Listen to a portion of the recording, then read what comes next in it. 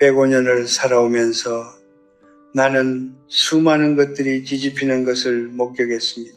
전쟁이 끝나고 나라가 다시 세워졌고 가난했던 골목이 고층 빌딩으로 변했으며 한때 진리처럼 여겨졌던 믿음들이 하나둘씩 무너져 내렸습니다.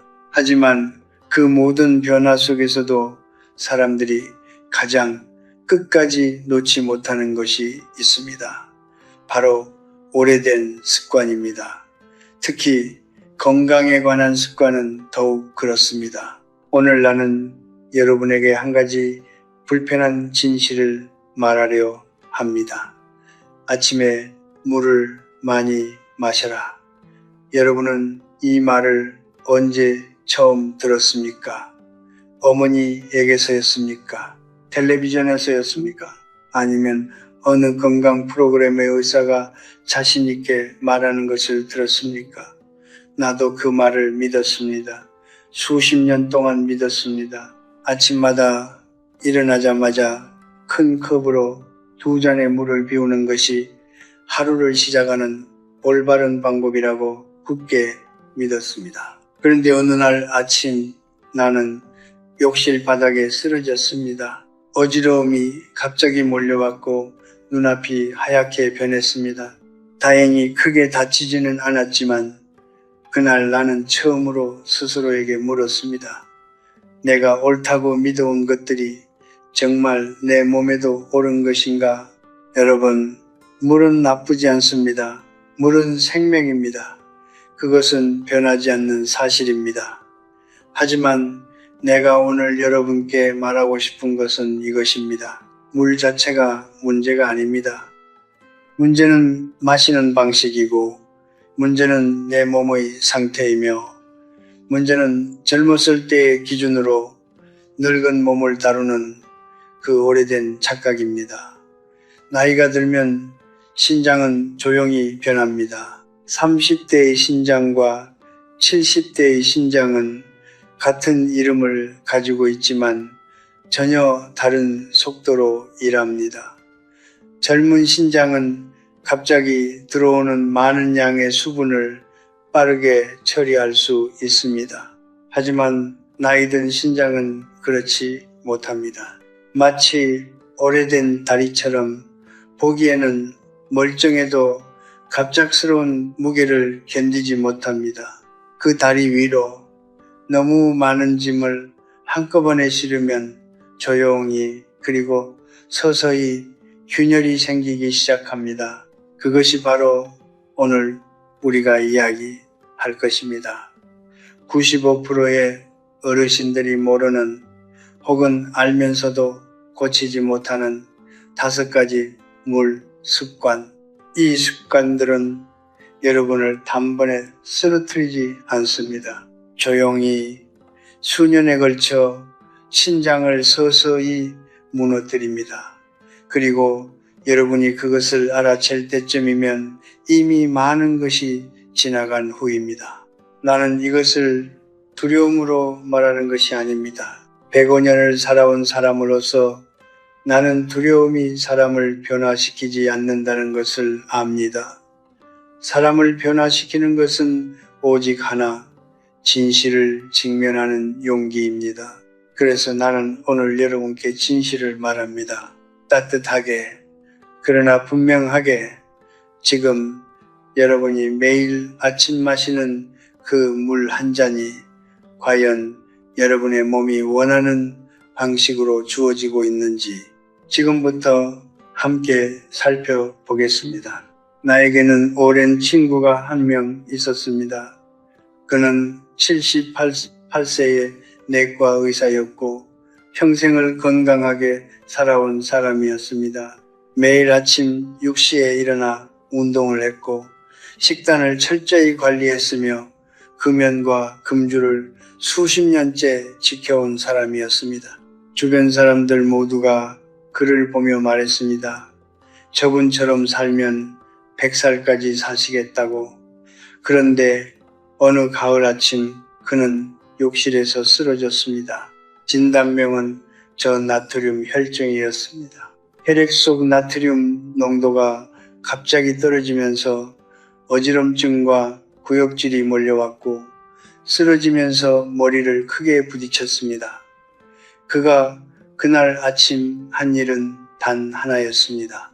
일어나자마자 큰 컵으로 물 2잔을 연달아 빠르게 마신 것이었습니다. 평생 해온 그 습관이 그날따라 그의 몸을 배신했습니다. 나는 그 이야기를 듣고 오랫동안 생각했습니다. 그는 의사였습니다. 몸에 대해 누구보다 잘 아는 사람이었습니다.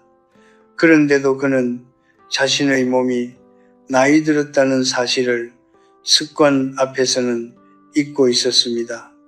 우리는 모두 그런 실수를 합니다. 지식은 있지만 적용을 잊는 것입니다. 여러분, 아침 공복에 물을 마시는 것 자체는 나쁘지 않습니다.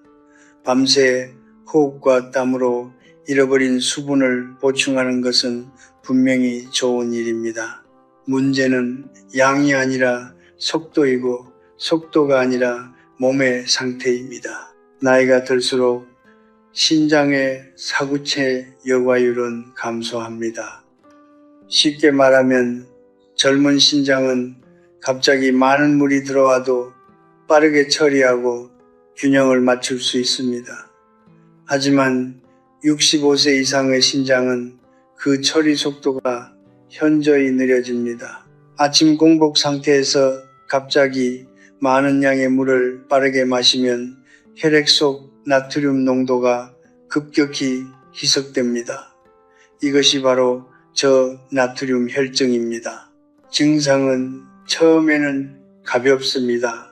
약간의 어지럼증, 가벼운 메스꺼움, 머리가 멍한 느낌. 많은 분들이 이것을 그냥 나이 들어서 그런가 보다 하고 넘깁니다. 하지만 반복되면 신장에 지속적인 부담이 쌓이고 심한 경우에는 낙상으로 이어져 노년의 삶을 크게 위협합니다. 나는 30대에 무엇이든 많을수록 좋다고 믿었습니다. 많이 먹을수록 힘이 나고 많이 자야 피로가 풀리고 물도 많이 마실수록 건강해진다고 생각했습니다. 그것은 젊음의 논리입니다. 젊은 몸은 과잉을 처리할 여유가 있습니다. 하지만 105년을 살고 나서 내가 배운 것은 이것입니다. 나이든 몸에게 필요한 것은 더 많은 자극이 아니라 더 조심스러운 배려입니다. 그렇다면 어떻게 해야 할까요? 답은 단순합니다. 아침에 일어나면 물을 마시되 한꺼번에 많은 양을 급하게 마시지 마십시오. 작은 잔으로 천천히 2-3번에 나누어 마시십시오. 첫 모금을 마신 후 잠시 앉아서 몸이 받아들이는 것을 느껴보십시오. 물을 마시는 일조차 서두르는 시대에 그 짧은 멈춤이 여러분의 신장을 지키는 가장 조용한 방패가 됩니다. 빠르게 마시는 물 한 잔이 문제가 아닙니다. 평생 그렇게 해왔다는 것, 그리고 몸이 달라졌는데도 습관은 달라지지 않았다는 것, 그것이 진짜 문제입니다. 우리 몸은 우리에게 계속 신호를 보냅니다. 다만 우리가 그 신호보다 습관을 더 믿어왔을 뿐입니다. 오늘부터 아침에 찬물 한 모금을 조금 천천히 마셔보십시오. 그것이 신장에게 보내는 가장 다정한 인사입니다. 나는 젊었을 때 규칙을 사랑했습니다. 규칙은 안전했습니다. 규칙은 명확했습니다. 무엇을 해야 하고 무엇을 하지 말아야 하는지를 규칙이 대신 결정해 주었기 때문에 나는 생각하지 않아도 되었습니다. 전쟁 후 혼란스러운 시절에 규칙은 나에게 일종의 둠이었습니다. 하루에 물 8잔, 아침에 일어나면 반드시 2잔, 식사 전에 1잔. 나는 이 규칙을 수십 년 동안 지켰습니다. 누가 정했는지도 모르면서 왜 내 몸에 맞는지도 확인하지 않으면서 그저 그것이 옳다고 들었기 때문에 따랐습니다. 그런데 90세가 넘어서야 나는 비로소 깨달았습니다. 규칙은 평균을 위해 만들어진 것이지 나를 위해 만들어진 것이 아니라는 사실을. 하루 8잔 혹은 2리터라는 기준은 어디서 왔을까요? 이것은 건강한 성인 남성을 기준으로 한 일반적인 권장량입니다. 활동량이 있고 신장 기능이 정상이며 심장이 튼튼한 사람을 전제로 한 숫자입니다. 하지만 70세 이상의 어르신, 특히 신장 기능이 저하되어 있거나 신부전을 앓고 있는 분들에게 이 기준을 그대로 적용하는 것은 마치 노인에게 청년의 속도로 달리라고 요구하는 것과 같습니다. 신장이 약해진 몸은 수분을 처리하는 능력이 떨어져 있습니다. 이런 상태에서 갈증도 없는데 아침엔 무조건 많이 마셔야 한다는 규칙에 따라 억지로 물을 들이키면 몸속에 수분이 과도하게 쌓이기 시작합니다. 이것을 수분 과부하라고 합니다.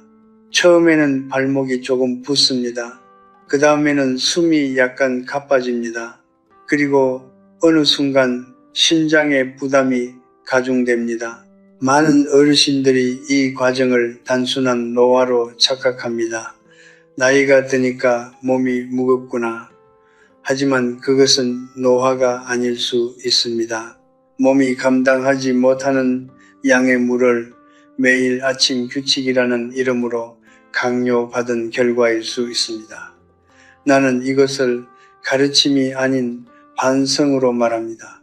나 역시 오랫동안 내 몸의 소리보다 외부의 기준을 더 신뢰했습니다. 의사가 말했으니까, 책에 쓰여 있으니까, 텔레비전에서 전문가가 말했으니까. 하지만 105년을 살고 나서 내가 확신하는 것은 이것입니다. 세상에서 가장 정확한 건강 지침서는 여러분 자신의 몸입니다. 몸은 거짓말을 하지 않습니다. 다만 우리가 듣지 않을 뿐입니다. 갈증이 없다면 억지로 마시지 마십시오. 물론 나이가 들면 갈증 감각 자체가 무뎌지기 때문에 갈증이 없다고 해서 수분이 충분하다고 단정할 수는 없습니다. 그것은 5번째 습관에서 따로 이야기하겠습니다. 지금 내가 말하는 것은 갈증도 없고 몸도 신호를 보내지 않는데 오직 규칙 때문에 오직 숫자를 채우기 위해 억지로 물을 마시는 그 습관입니다. 그것은 건강을 지키는 행동이 아닙니다. 그것은 몸과의 대화를 포기한 행동입니다. 특히 신장 질환이나 신부전을 진단받으신 분들은 반드시 담당 의사와 하루 적정 수분 섭취량을 상의하셔야 합니다. 이것은 선택이 아닙니다. 여러분의 몸은 일반적인 기준표가 적용되지 않는 고유한 상태에 있기 때문입니다. 건강의 적은 무지가 아닙니다. 가장 위험한 적은 낡은 확신입니다. 한때는 옳았지만 지금의 내 몸에는 맞지 않는, 그러나 너무 오래 믿어왔기 때문에 의심조차 하지 않는 그 오래된 믿음. 오늘 여러분이 아침에 물을 마시기 전에 딱 한 번만 스스로에게 물어보십시오. 지금 내 몸이 이것을 원하고 있는가? 그 한 가지 질문이 수십 년 된 규칙보다 여러분의 신장을 훨씬 더 잘 지켜줄 것입니다. 나는 평생 많은 사람들의 마지막을 곁에서 지켜봤습니다. 전쟁터에서도 병원에서도 그리고 오랜 친구들의 임종 자리에서도 그 긴 세월 동안 내가 깨달은 것이 하나 있습니다. 사람을 무너뜨리는 것은 대부분 극적인 사건이 아닙니다. 매일 밤 반복되는 작은 습관들, 너무 사소해서 아무도 주목하지 않는 그 습관들이 조용히 몸을 갉아먹습니다. 오늘 이야기할 두 가지 습관이 바로 그런 것들입니다. 첫 번째는 잠자리에 들기 전 과도하게 물을 마시는 습관입니다. 많은 분들이 낮 동안 물을 충분히 마시지 못했다는 죄책감에 혹은 자는 동안 탈수가 될까봐 걱정되어 잠자리에 들기 전 물을 많이 마십니다. 그 마음은 이해합니다. 하지만 결과는 의도와 다르게 흘러갑니다. 밤 동안 누운 자세에서 신장은 낮보다 더 천천히 일합니다. 이 상태에서 과도한 수분이 들어오면 몸은 그것을 처리하지 못하고 조직 사이사이에 물을 쌓아두기 시작합니다. 아침에 일어났을 때 얼굴이 붓고 손가락이 뻣뻣하고 발목이 무거운 느낌, 이것이 바로 그 결과입니다. 그리고 더 큰 문제가 있습니다. 야간요입니다. 밤중에 한두 번 혹은 그 이상 화장실을 가기 위해 잠에서 깨는 것, 많은 어르신들이 이것을 단순히 나이 든 증거라고 생각합니다. 하지만 야간요는 수면을 조각냅니다. 깊은 잠에 들지 못하면 몸의 회복 능력이 떨어지고 면역력이 약해지며 낮 동안의 피로가 누적됩니다. 그리고 밤중에 어두운 곳에서 화장실을 오가다 넘어지는 사고는 노년의 삶을 한순간에 바꾸어 놓을 수 있습니다. 나는 그런 사고로 삶의 방향이 완전히 달라진 친구들을 여럿 보았습니다. 저녁 식사 이후에는 수분 섭취를 줄이십시오. 잠자리에 들기 2-3시간 전부터는 물을 최소한으로 마시는 것이 좋습니다. 낮 동안 규칙적으로 조금씩 자주 마시는 것이 훨씬 현명합니다. 수면은 노년의 가장 중요한 치유 시간입니다. 그 시간을 물 한 잔 때문에 빼앗기지 마십시오. 이제 네 번째 습관을 이야기할 차례입니다. 물 대신 커피, 탄산음료, 단 음료로 수분을 채우는 습관입니다. 나는 이것이 오늘날 어르신들 사이에서 가장 조용하게 그러나 가장 광범위하게 퍼져 있는 습관이라고 생각합니다. 식후 커피 한 잔은 이미 많은 분들의 일상이 되었습니다. 탄산음료는 물보다 맛있고 단 음료는 기분을 달래줍니다. 하지만 이 음료들이 수분을 보충해준다는 생각은 커다란 착각입니다. 카페인은 이뇨 작용을 합니다. 커피나 차를 마시면 오히려 몸 밖으로 수분이 더 빠져나갑니다. 마셨는데 오히려 탈수가 되는 것입니다. 탄산음료와 단음료는 여기에 더해 높은 당분이 신장에 직접적인 부담을 줍니다. 신장은 여과기관입니다. 혈액 속에 불필요한 물질을 걸러내고 몸의 균형을 유지하는 기관인데 당분과 인공 첨가물이 가득한 음료가 매일 들어오면 신장은 쉬지 못하고 계속 일해야 합니다. 오래된 기계가 쉬지 못하면 어떻게 되는지 우리는 이미 알고 있습니다. 나는 이것을 즐거움을 빼앗으려고 말하는 것이 아닙니다. 하루에 커피 한 잔, 그것은 삶의 작은 기쁨입니다. 나 역시 그 기쁨을 압니다. 다만 그것이 수분 보충의 수단이 되어서는 안 된다는 것입니다. 커피는 커피로, 물은 물로 각자의 자리가 있습니다. 커피를 마셨다면 그만큼의 물을 따로 챙겨 마시는 습관, 그것이 신장을 아끼는 가장 현실적인 방법입니다. 우리 몸의 70%는 물로 이루어져 있습니다. 그 물을 채우는 것이 커피여야 할까요? 탄산이어야 할까요? 아니면 맑고 조용한 물이어야 할까요?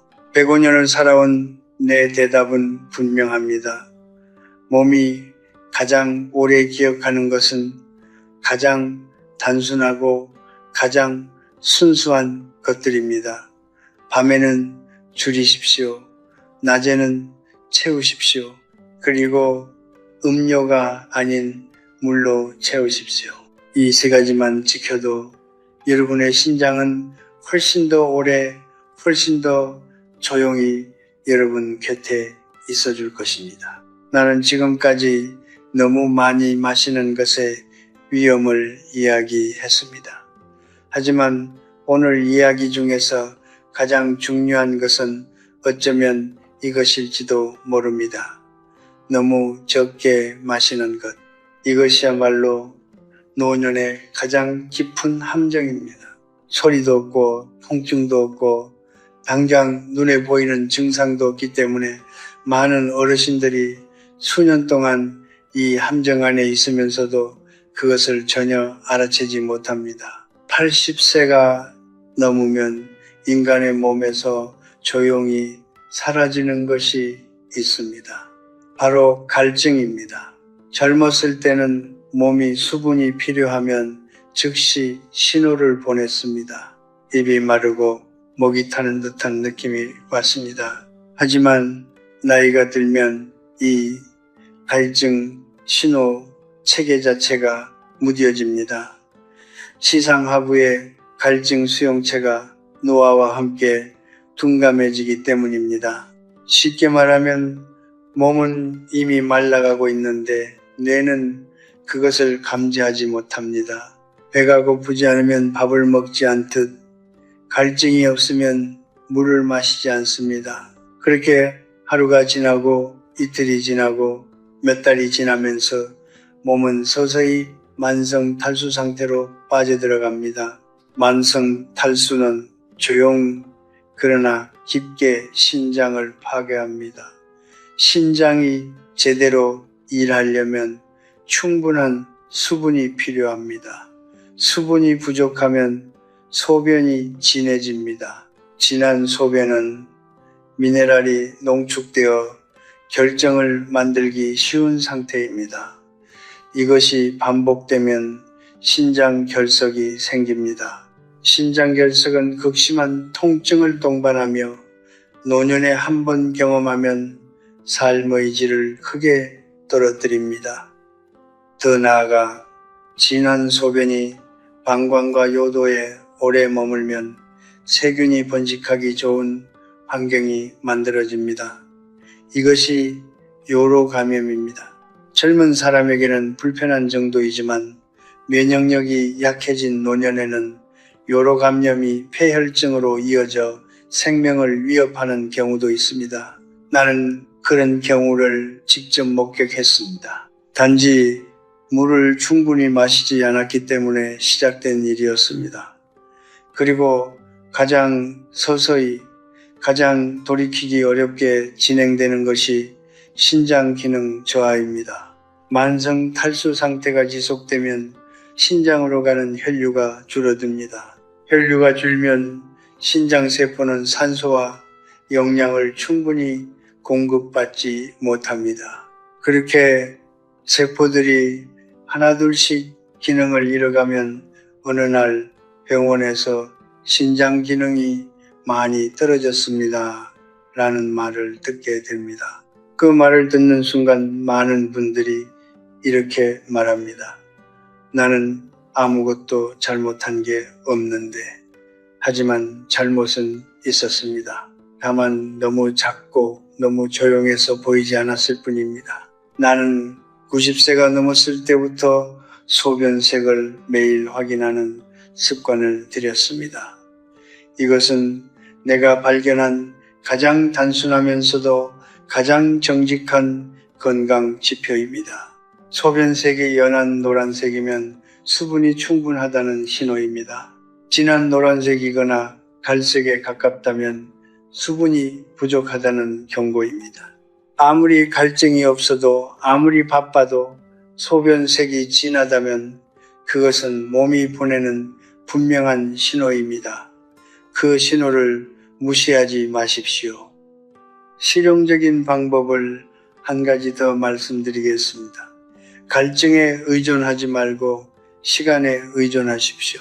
아침에 일어났을 때, 오전 중간에 점심 식사와 함께, 오후 중간에 저녁 식사와 함께 이렇게 하루를 몇 개의 구간으로 나누어 작은 잔으로 조금씩 규칙적으로 마시는 것입니다. 갈증이 없어도 괜찮습니다.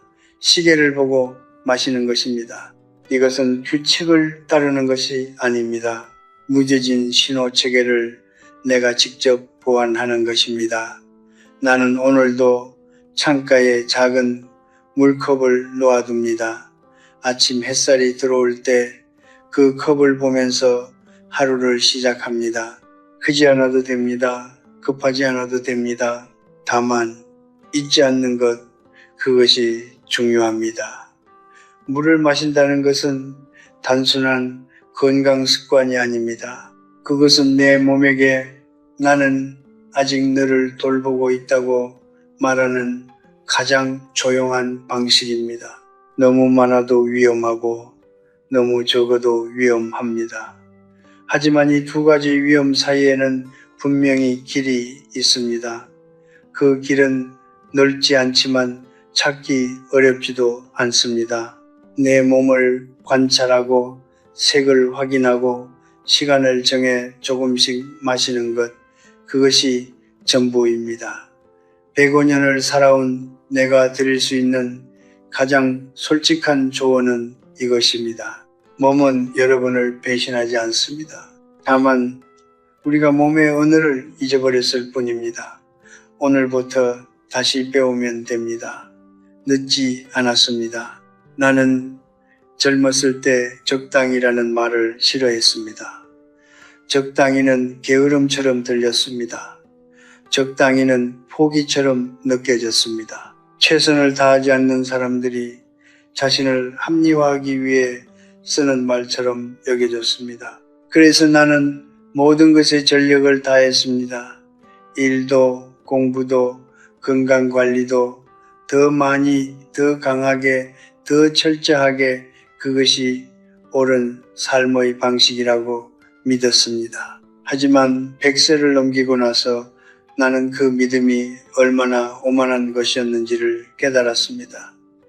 자연은 결코 극단으로 흐르지 않습니다. 봄은 여름이 되려 하지 않고 강은 바다가 되려 하지 않습니다. 모든 생명은 자신의 자리에서 자신의 분량만큼 존재할 때 가장 오래 지속됩니다. 인간의 몸도 다르지 않습니다. 너무 많은 것도 너무 적은 것도 몸을 해칩니다.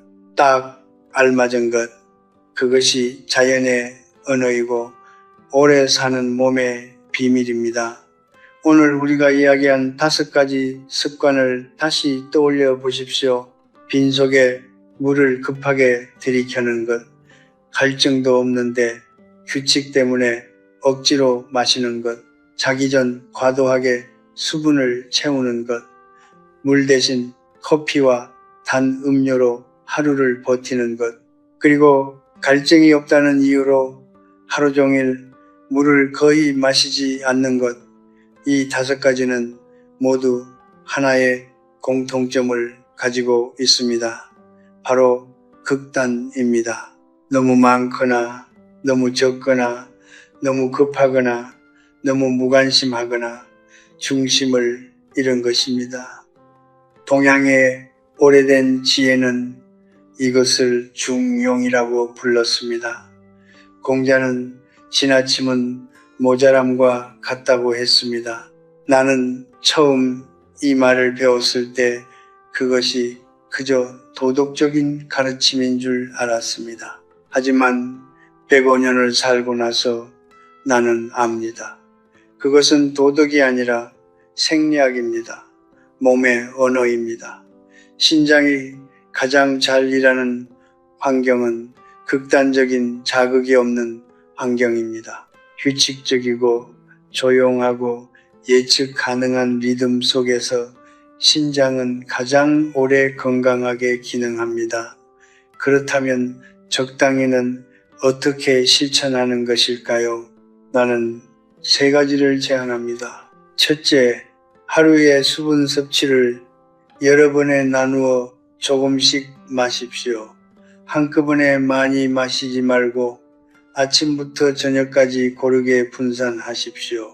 둘째, 내 몸의 상태를 매일 확인하십시오. 소변색, 몸의 무게감, 발목의 부기, 이 3가지는 수분 균형을 알려주는 가장 정직한 지표들입니다.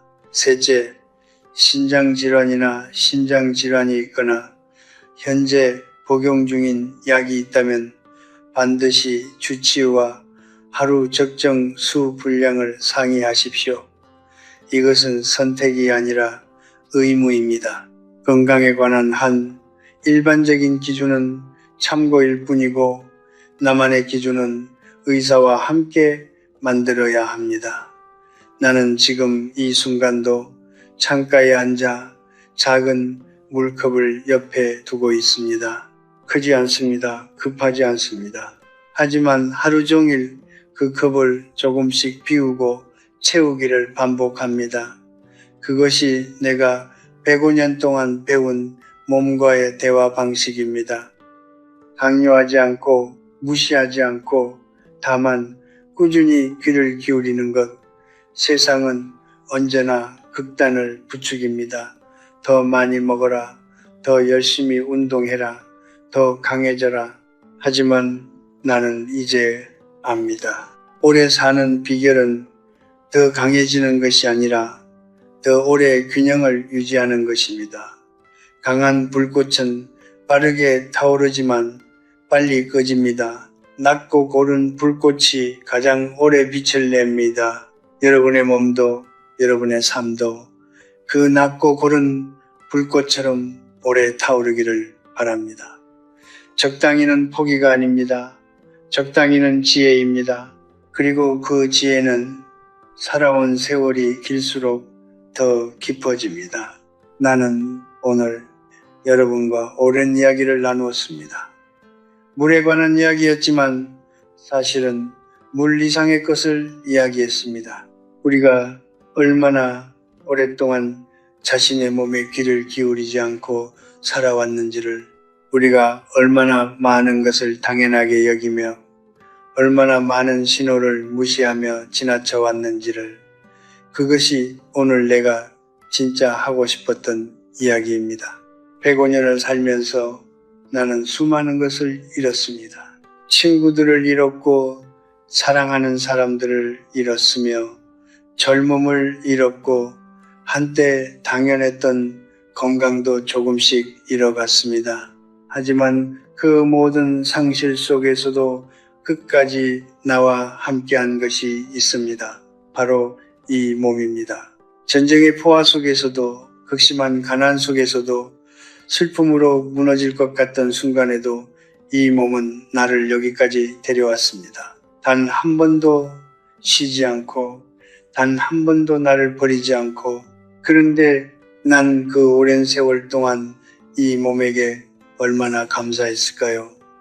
솔직히 말하면 충분하지 않았습니다. 나는 몸이 아플 때만 몸을 생각했고, 몸이 멀쩡할 때는 그것을 당연하게 여겼습니다. 몸이 보내는 신호를 무시했고, 몸이 원하는 것 대신 내가 옳다고 믿는 것을 강요했습니다. 그것은 가장 오래된 친구를 홀대하는 것과 다르지 않았습니다. 여러분, 몸은 여러분의 적이 아닙니다. 몸은 여러분이 태어나던 날부터 지금 이 순간까지 단 한순간도 여러분의 곁을 떠난 적이 없는 가장 오래된 동반자입니다. 심장은 여러분이 잠든 사이에도 뛰었고, 신장은 여러분이 무심코 마신 음료들을 밤새 걸러냈으며, 폐는 여러분이 슬픔에 잠겨 있을 때도 쉬지 않고 숨을 쉬었습니다. 이 모든 것이 아무런 대가 없이 아무런 감사를 바라지 않고 이루어졌습니다. 오늘 우리가 이야기한 5가지 습관을 기억하십시오. 빈속에 급하게 마시지 말 것, 규칙이 아닌 몸의 소리를 들을 것, 밤에는 줄이고 낮에 고르게 마실 것, 음료가 아닌 물로 채울 것, 그리고 갈증이 없어도 잊지 말고 조금씩 마실 것. 이 5가지는 신장을 지키는 습관이지만 그 본질은 하나입니다. 내 몸과 다시 대화를 시작하는 것입니다. 거창하지 않아도 됩니다.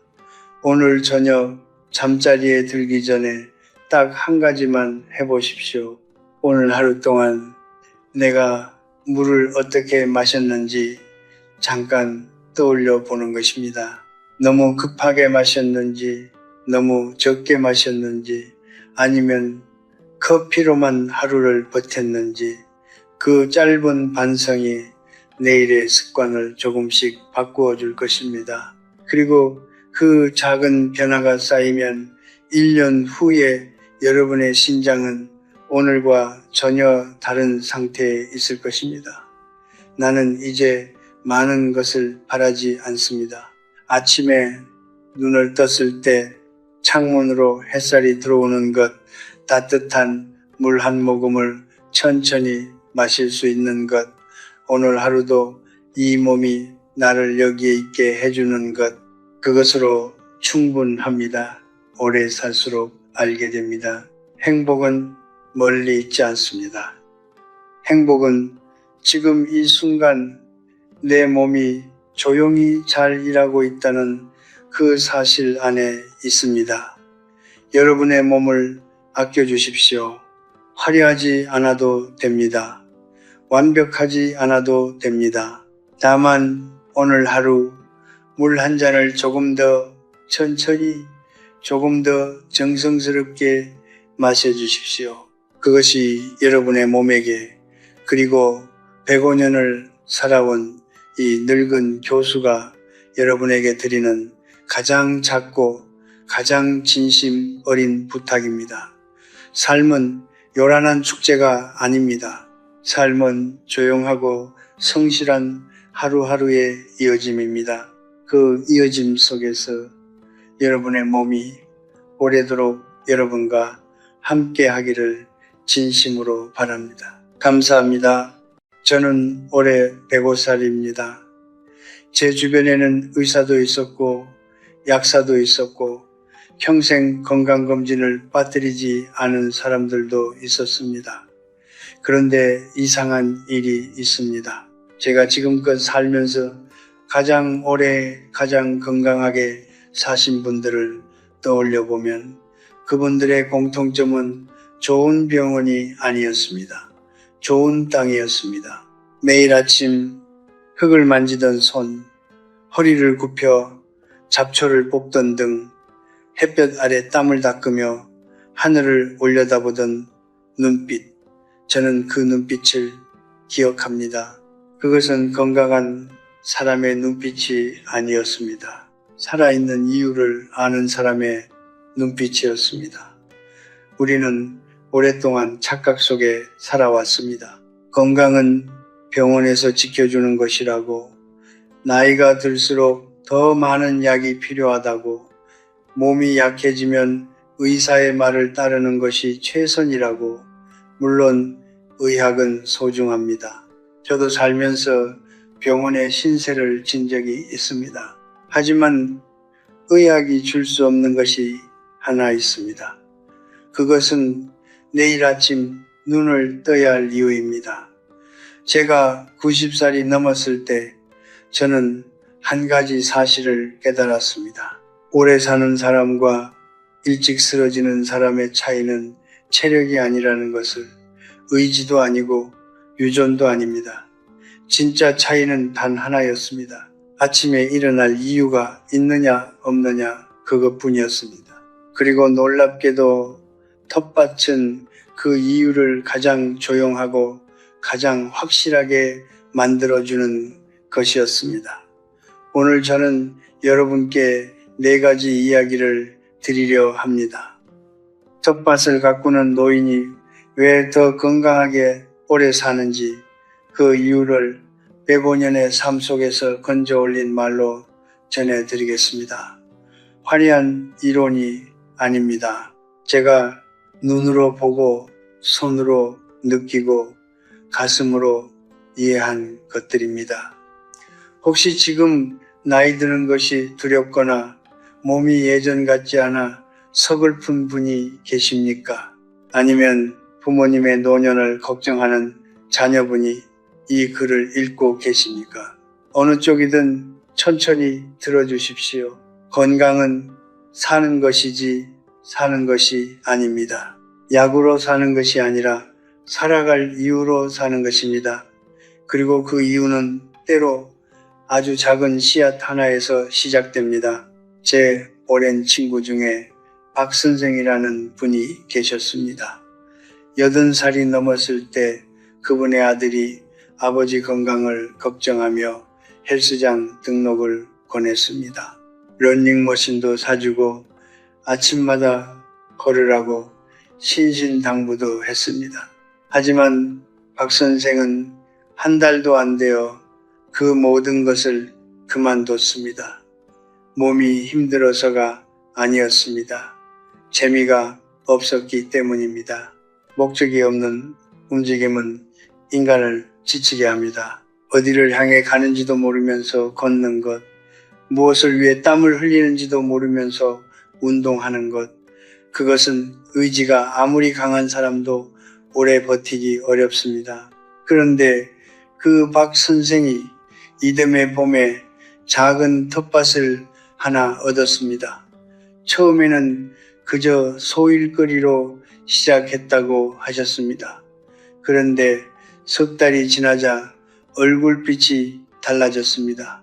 반년이 지나자 걸음걸이가 달라졌습니다. 저는 그분께 물었습니다. 선생, 비결이 뭡니까? 그분은 웃으며 말씀하셨습니다. 텃밭에 가면 할 일이 생깁니다.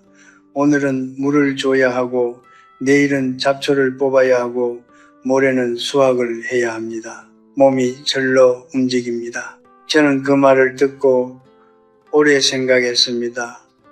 텃밭 일은 운동이 아닙니다. 하지만 운동보다 훨씬 더 많은 것을 해냅니다. 허리를 굽히고 무릎을 꿇고 팔을 뻗고 발걸음을 옮기는 그 모든 동작들이 아주 자연스럽게 아주 반복적으로 이루어집니다. 억지로 횟수를 세지 않아도 됩니다. 지루해서 그만두고 싶다는 생각이 들지 않습니다. 물을 줘야 하는 식물이 기다리고 있으니까요. 그 작은 책임감이 몸을 움직이게 합니다. 의지가 아니라 애정으로 움직이는 것, 그것이 가장 지속 가능한 운동입니다. 여기에 한 가지가 더 있습니다. 햇볕입니다. 텃밭에서 일하는 사람은 자연스럽게 햇볕을 듭니다. 현대의학이 아무리 발달해도 비타민 D는 햇볕으로 만들어집니다. 뼈를 지키고 면역을 다스리고 우울감을 걷어내는데 햇볕만 한 것이 없습니다. 병원에서는 이것을 처방전으로 줄 수 없습니다. 하지만 텃밭은 매일 아침 무료로 줍니다.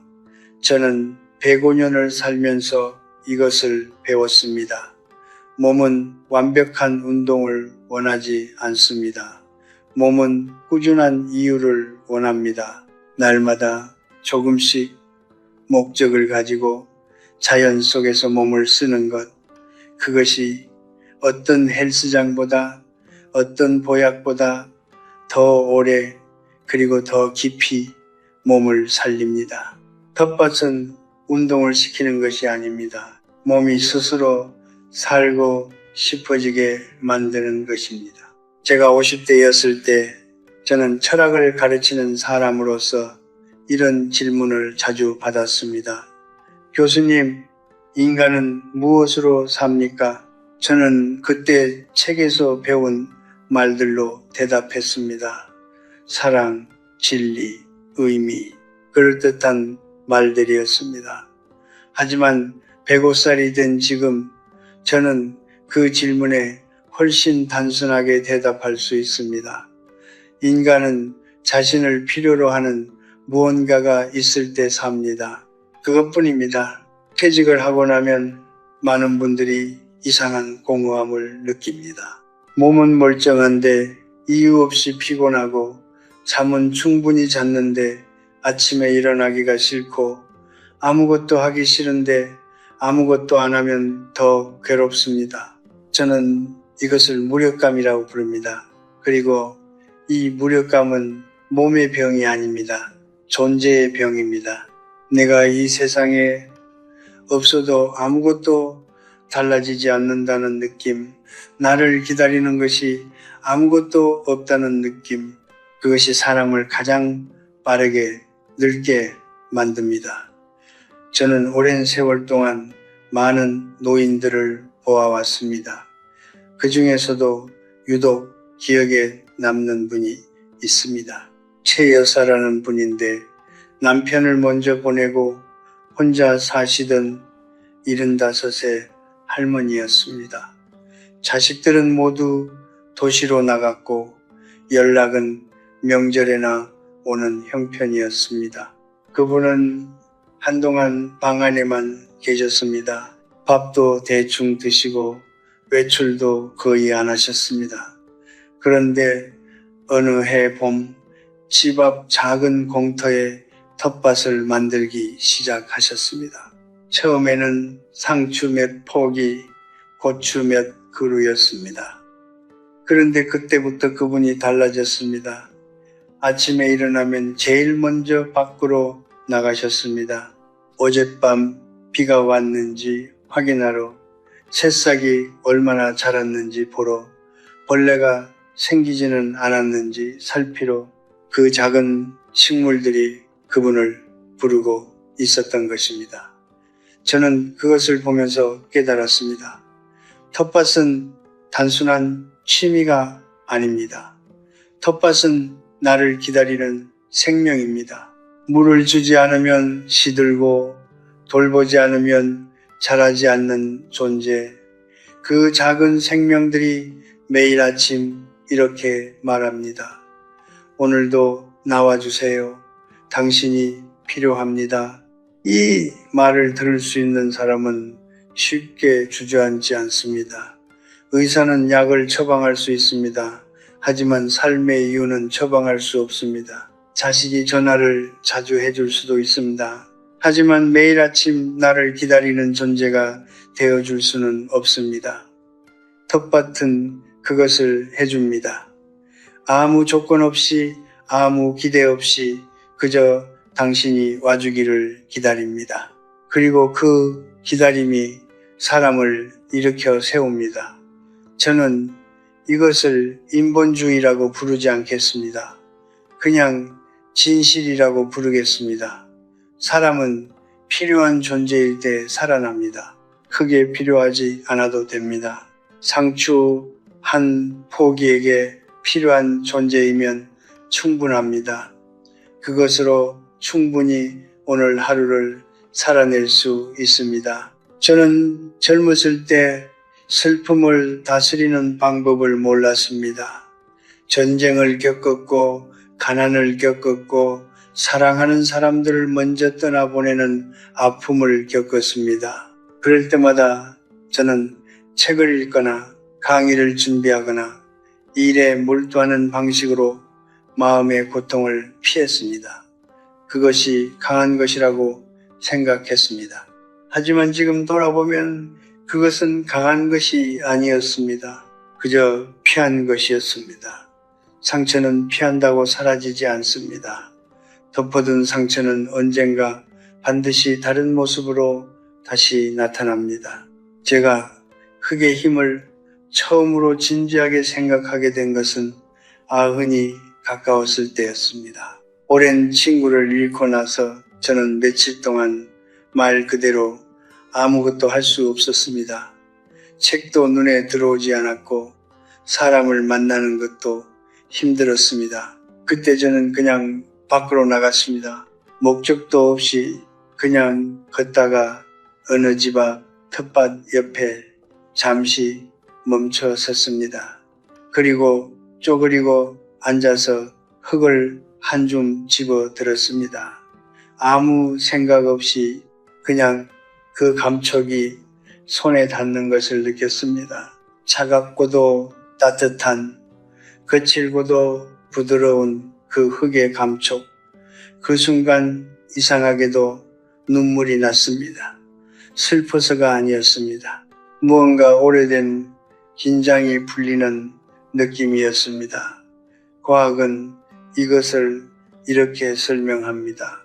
흙 속에는 마이코박테리움 바카에라는 미생물이 있는데 이 균이 피부나 호흡을 통해 몸에 들어오면 뇌에서 세로토닌 분비를 촉진한다고 합니다. 세로토닌은 우리가 흔히 행복 호르몬이라고 부르는 물질입니다. 우울증 치료제의 상당수가 바로 이 세로토닌의 수치를 높이는 원리로 작동합니다. 그런데 흙은 그것을 약 없이, 부작용 없이 그냥 손으로 만지는 것만으로도 해냅니다. 저는 이것을 알았을 때 한참을 웃었습니다. 우리 할머니들이 텃밭에서 시간을 보내며 마음을 달래던 것이 사실은 가장 정확한 처방이었던 셈입니다. 하지만 저는 과학보다 더 중요한 것이 있다고 생각합니다. 그것은 흙이 우리를 판단하지 않는다는 사실입니다. 나이가 들면 세상의 시선이 달라집니다. 예전에는 능력으로 평가받았다면 이제는 나이로, 건강 상태로, 자식이 잘 됐는지 못 됐는지로 평가받습니다. 어디를 가도 비교당하고 어디를 가도 모자란 사람 취급을 받는 것 같은 느낌. 그 느낌이 쌓이면 마음이 닳습니다. 자존심이 무너집니다.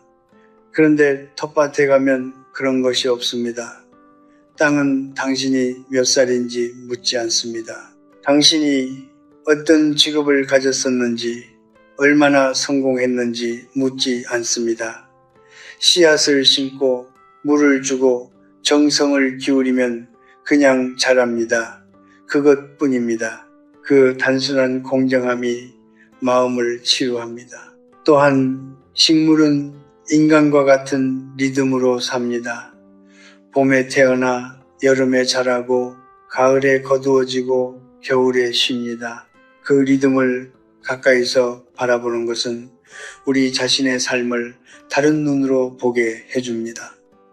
나의 노년이 쇠락이 아니라 가을임을, 거두어들이는 계절임을, 한 해를 완성하는 시간임을 몸으로 느끼게 해줍니다. 봄을 부러워하지 않아도 됩니다. 가을은 가을대로 충분히 아름답습니다. 마음의 상처는 말로 다 치유되지 않습니다. 때로는 흙 한 줌이, 자라나는 잎사귀 하나가, 말없이 당신 곁에 있어주는 식물 하나가 어떤 위로의 말보다 더 깊이 마음에 닿습니다. 저는 105년을 살면서 그것을 배웠습니다. 가장 조용한 치유는 가장 깊은 곳까지 닿습니다. 나이가 든다는 것은 많은 것을 잃어가는 과정이라고 사람들은 말합니다. 직업을 잃고, 체력을 잃고, 친구를 잃고, 때로는 배우자를 잃습니다. 그리고 그 모든 상실 중에서 가장 조용하고 가장 아프게 찾아오는 것이 있습니다. 그것은 바로 자신이 누군가에게 짐이 되고 있다는 느낌입니다. 도움을 받는 사람이 되었다는 느낌. 더 이상 줄 것이 없는 사람이 되었다는 느낌. 저는 그 느낌이 얼마나 사람을 무너뜨리는지 압니다. 왜냐하면 저도 한때 그것을 느꼈기 때문입니다. 제가 아는 김 여사라는 분이 계셨습니다. 78에 남편을 잃고 무릎 수술을 받고 나서 한동안 딸 집에서 지내셨습니다. 딸 내외는 친절했습니다. 먹을 것도 챙겨주고 병원도 데려다 주었습니다. 하지만 김 여사는 그 친절함이 오히려 더 힘들었다고 하셨습니다. 신세를 지고 있다는 것을 매 순간 느꼈기 때문입니다. 밥을 먹을 때도, 텔레비전을 볼 때도, 심지어 화장실을 갈 때도 그분은 제게 이렇게 말씀하셨습니다. 교수님, 받기만 하는 삶이 이렇게 힘든 줄 몰랐습니다. 죄송하다는 말을 하루에 10번도 더 하게 됩니다. 그런데 그 김 여사가 봄이 되자 딸의 집 뒤뜰에 작은 텃밭을 만들었습니다. 무릎이 좋지 않으니 낮은 화분 몇 개로 시작했습니다. 상추, 깻잎, 방울토마토 2달이 지나자 수확이 시작되었습니다. 그분은 직접 키운 채소를 다듬어서 딸 가족의 밥상에 올렸습니다. 그리고 옆집에도 한 봉지, 아래층에도 한 봉지 나누어 주었습니다. 그때부터 그분의 표정이 달라졌습니다. 더 이상 죄송하다는 말을 먼저 하지 않으셨습니다. 대신 이렇게 말씀하셨습니다. 오늘 토마토가 많이 익었어요. 가져가세요. 저는 이것이 단순한 변화가 아니라고 생각합니다. 이것은 존재의 무게중심이 바뀐 것입니다. 받는 사람에서 주는 사람으로, 신세지는 사람에서 베푸는 사람으로, 그 변화는 어떤 심리치료도 어떤 좋은 말도 만들어주지 못하는 것입니다. 오직 자신의 손으로 무언가를 길러내고 그것을 타인에게 건네는 경험만이 만들어낼 수 있습니다. 자존감은 칭찬으로 생기지 않습니다. 자존감은 내가 직접 무언가를 해냈을 때, 그리고 그것이 누군가에게 기쁨이 되었을 때 생깁니다. 텃밭은 또한 끊어졌던 관계를 다시 잇는 다리가 됩니다. 현대의 노인들은 외롭습니다. 자식들은 바쁘고 친구들은 하나둘 세상을 떠나고 이웃과는 말 한마디 나누기 어려운 세상이 되었습니다. 그런데 직접 키운 채소 한 봉지는 그 모든 벽을 가볍게 넘습니다. 돈을 주고 사온 선물보다 훨씬 더 따뜻하게, 훨씬 더 자연스럽게, 받는 사람도 기쁘지만 주는 사람은 더 기쁩니다. 그리고 그 기쁨이 다음날 또 텃밭으로 나가게 만듭니다. 저는 105년을 살면서 품위에 대해 많이 생각했습니다. 품위는 돈이 있어야 지킬 수 있는 것이 아닙니다. 건강해야만 가질 수 있는 것도 아닙니다. 품위는 내가 아직도 누군가에게 무언가를 줄 수 있다는 사실에서 옵니다. 아주 작은 것이라도 괜찮습니다. 내 손으로 키운 상추 한 포기, 내 정성으로 익힌 방울토마토 한 줌, 그것을 건네는 손에서 품위가 빛납니다. 그리고 그 빛은 나이가 든다고 사라지지 않습니다. 오히려 나이가 들수록 더 깊어집니다. 저는 평생 철학을 가르쳤습니다. 수십 년 동안 강단에 서서 진리를 이야기했고 삶의 의미를 탐구했고 인간이란 무엇인가를 학생들과 함께 물었습니다. 그런데 솔직히 말씀드리겠습니다. 제가 철학에서 배운 것보다 105년의 삶에서 직접 겪으며 배운 것이 훨씬 더 많습니다. 그리고 그 모든 배움을 단 한 문장으로 압축하라고 한다면 저는 이렇게 말하겠습니다. 건강, 병이 없는 상태가 아니라 살아갈 이유가 있는 상태입니다. 현대의학은 눈부시게 발전했습니다. 100년 전만 해도 고치지 못하던 병들을 지금은 간단한 수술이나 약으로 치료합니다. 평균 수명은 늘어났고 의료기술은 매년 새로운 경지에 오릅니다. 하지만 저는 이상한 역설을 목격했습니다. 사람들은 더 오래 살게 되었는데 더 행복하게 살고 있다고 말하는 사람은 오히려 줄어든 것 같습니다. 병원은 넘쳐나는데 마음이 건강한 노인은 찾아보기 어렵습니다. 수명은 연장되었는데 삶의 의미는 오히려 짧아진 것처럼 보입니다. 왜 그럴까요? 저는 그 이유가 우리가 건강을 잘못 정의했기 때문이라고 생각합니다. 우리는 건강을 몸의 문제로만 보았습니다. 혈압이 정상이면 건강하고, 혈당이 안정되면 건강하고, 콜레스테롤 수치가 적정 범위 안에 있으면 건강하다고 생각했습니다. 물론 그것들은 중요합니다. 하지만 그것은 건강의 껍데기입니다. 건강의 본질은 다른 곳에 있습니다. 오늘 아침 눈을 떴을 때 오늘 하루를 살고 싶다는 마음이 드는 것, 그것이 진짜 건강입니다. 세계보건기구는 건강을 이렇게 정의합니다. 단순히 질병이나 허약함이 없는 상태가 아니라 신체적, 정신적, 사회적으로 완전한 안녕 상태라고 저는 이 정의가 옳다고 생각합니다. 그리고 텃밭은 바로 이 세 가지를 동시에 돌봅니다. 몸을 움직이게 하고, 마음을 고요하게 하고, 관계를 이어주는 것, 어떤 약도, 어떤 치료도 이 세 가지를 한꺼번에 해주지는 못합니다. 그런데 작은 텃밭 하나가 그것을 해냅니다. 매일 아침 아주 조용히, 아주 자연스럽게 저는 오늘날 노년을 바라보는 시선이 너무 좁다고 생각합니다. 노년을 쇠퇴의 시간으로 보고, 의료비를 줄여야 하는 문제로 보고, 사회가 부양해야 할 짐으로 보는 시각. 하지만 저는 다르게 봅니다. 노년은 인생에서 가장 많은 것을 알고 있는 시간입니다. 가장 많이 잃어본 사람이 가장 깊이 감사할 줄 압니다. 가장 많이 아파본 사람이 가장 진실하게 위로할 줄 압니다.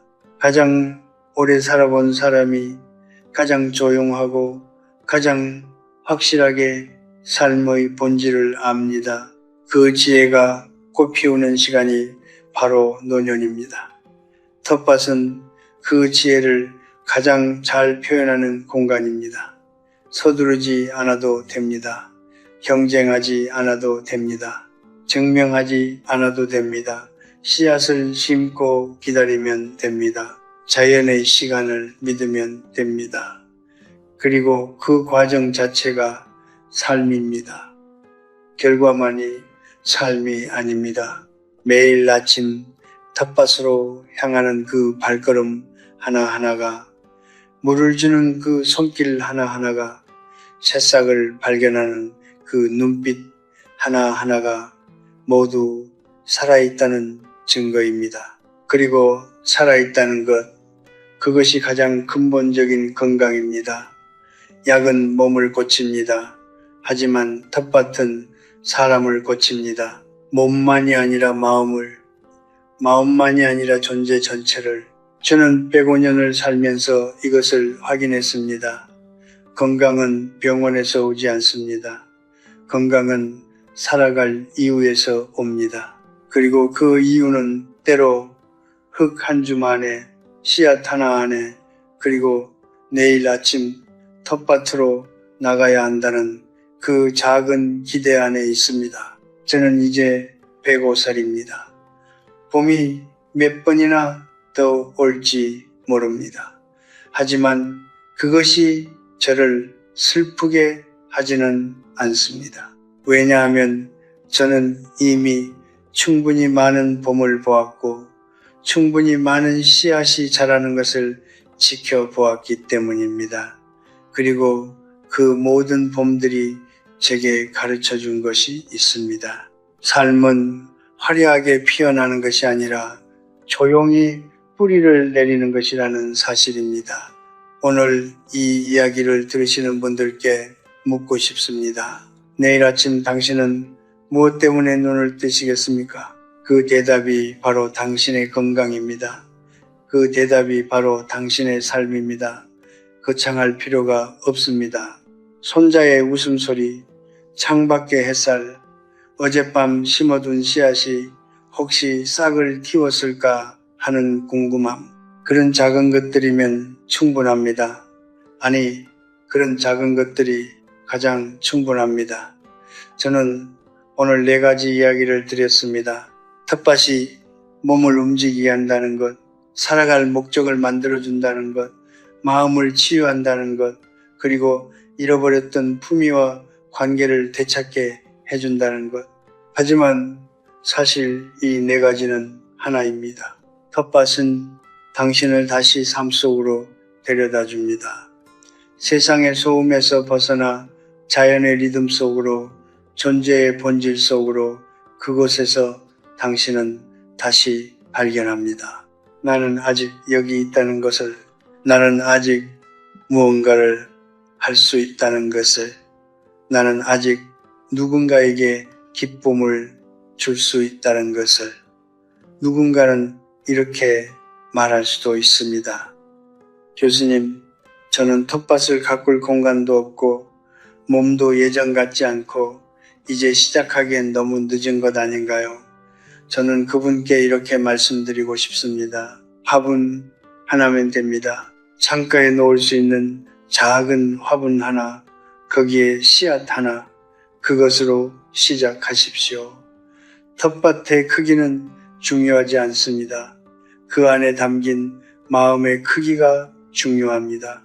그리고 시작하기에 너무 늦은 때란 없습니다. 씨앗은 언제 심어도 자랍니다. 당신도 마찬가지입니다. 저는 젊은 시절 위대한 철학자들의 말을 열심히 공부했습니다. 소크라테스도 읽었고 칸트도 읽었고 노자도 읽었습니다. 그분들의 말은 모두 소중했습니다. 하지만 제가 105년을 살면서 가장 깊이 공감한 진리는 책에서 온 것이 아니었습니다. 그것은 흙에서 왔습니다. 씨앗을 심고 기다리는 시간에서 왔습니다. 싹이 트는 아침의 고요함에서 왔습니다. 그리고 수확한 것을 이웃과 나누는 그 따뜻한 순간에서 왔습니다.